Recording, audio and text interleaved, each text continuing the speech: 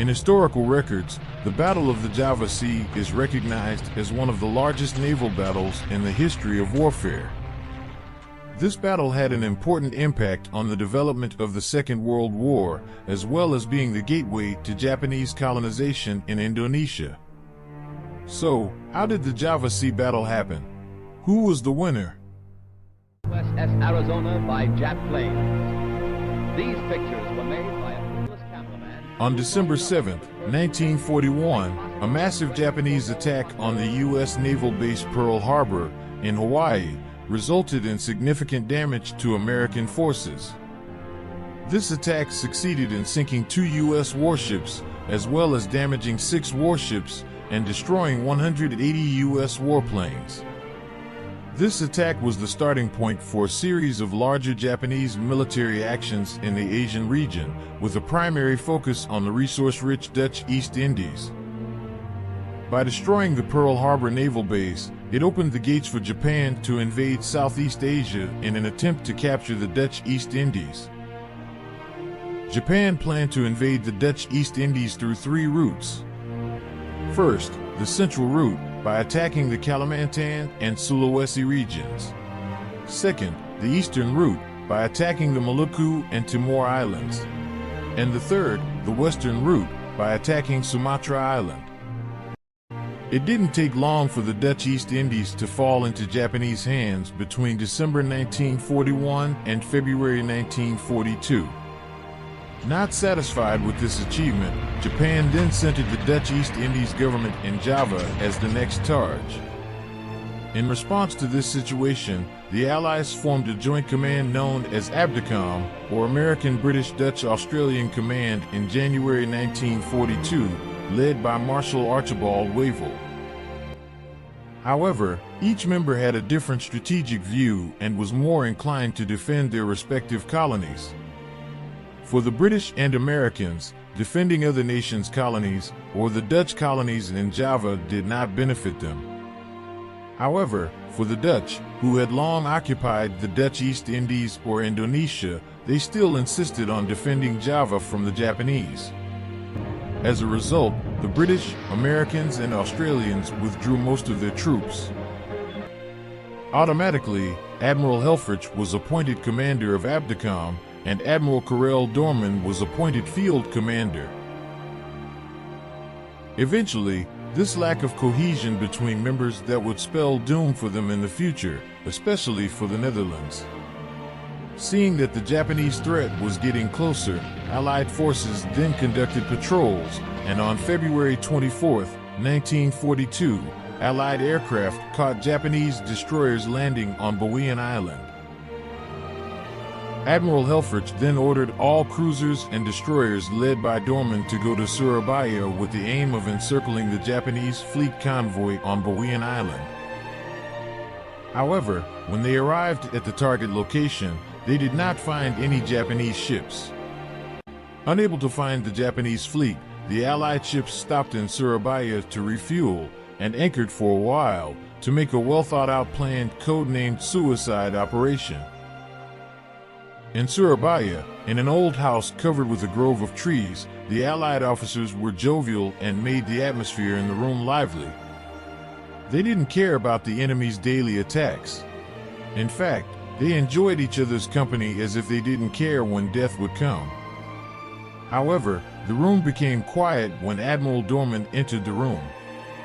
Unusually, the Admiral looked panicked, and then he explained the mission and read out the combat strategy to stop the invasion of enemy troops into Java. After explaining the operations to be carried out, Admiral Doorman thanked him, and immediately the Allied officers saluted. That was their last moment together. In fact, they realized that they would soon become fish food in the vast ocean in the next battle, namely in the Battle of the Java Sea, between the Allied forces and the Japanese forces. Entering the night, 3 destroyers and 5 cruisers moved through the minefields in Surabaya waters into open water. As they were leaving Surabaya, American bombers attacked a convoy of Japanese troops to the northeast of Bowean Island. However, news of this attack was not immediately relayed to Commander Doorman, and he only received this information in the early hours of February 27th. At 9:00 a.m., Japanese fighter planes suddenly arrived and opened fire on the combined Allied fleet in Surabaya waters. Fortunately, the shot missed and the Japanese plane also fled. Not long after, Admiral Helfrich provided information that a convoy of Japanese ships was on Bowean Island. Karel Doorman's fleet then headed to the vicinity of Bowean Island, and upon arrival, Commander Doorman with his deruiter found the enemy 90 miles away. As a result, deruiter led the charge towards the enemy, followed by Exeter, Houston, Perth, Jupiter, and Java. When the Allied fleet was about 48 kilometers northwest of Surabaya, they caught sight of the enemy ships. Immediately, Karel Doorman ordered his crew to increase speed to pursue the enemy. However, Japanese ships suddenly appeared and broke the formation of the Allied ships. That's when the Battle of the Java Sea began. The Battle of the Java Sea between ABDACOM troops and Japanese troops took place about 145 kilometers or 90 miles north of Java Island. This battle began with cannon fire from Admiral Takagi's troops from a distance of 25 kilometers. Not staying silent, Allied ships also returned fire at Japanese troops. However, these shots missed because the Allies did not have reconnaissance aircraft. Puffs of black smoke filled the entire battle arena. Shortly after, a bullet hit the Exeter and hit the engine room. This resulted in the loss of the ship's balance.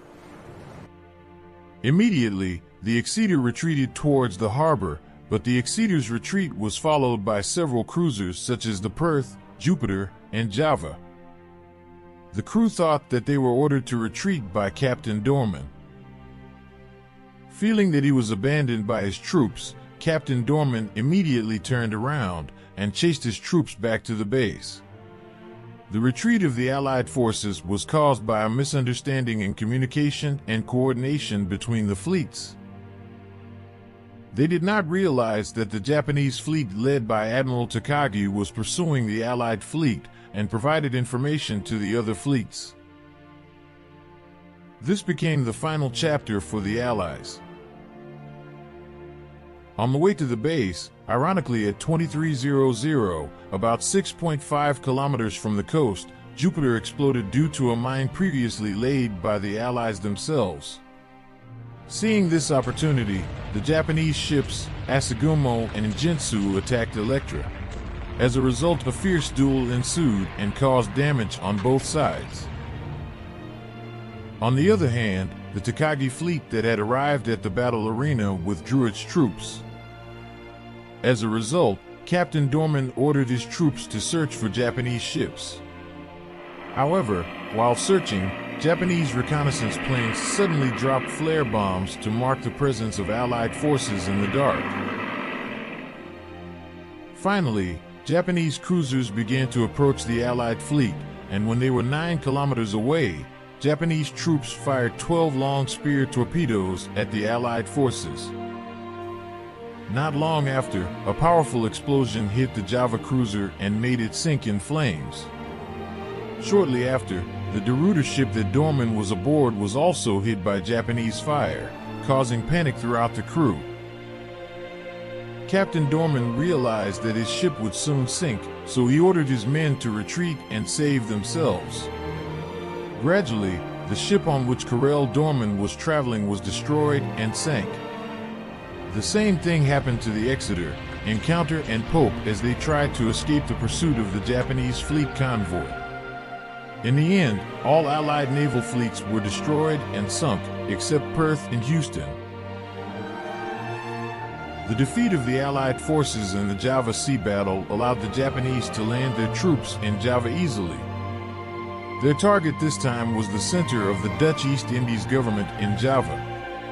In just a short time, a few days later, tens of thousands of troops and dozens of tanks led by General Hitoshi Imamura managed to control the island of Java without significant resistance. On March 5th, 1942, Lieutenant General Hitoshi Imamura and some of his troops managed to take control of the city of Batavia, the center of the Dutch East Indies government. Finally, all areas in Java were successfully controlled by Japan. On March 8, 1942, General Terence Porten, on behalf of the commander of the Dutch forces on the Allied side, signed an unconditional surrender to Japan. This surrender was represented by Lieutenant General Hitoshi Imamura in Kalajati, Subang, West Java. This event marked the end of Dutch colonization of Indonesian territory, and at the same time the beginning of Japanese colonization in Indonesia.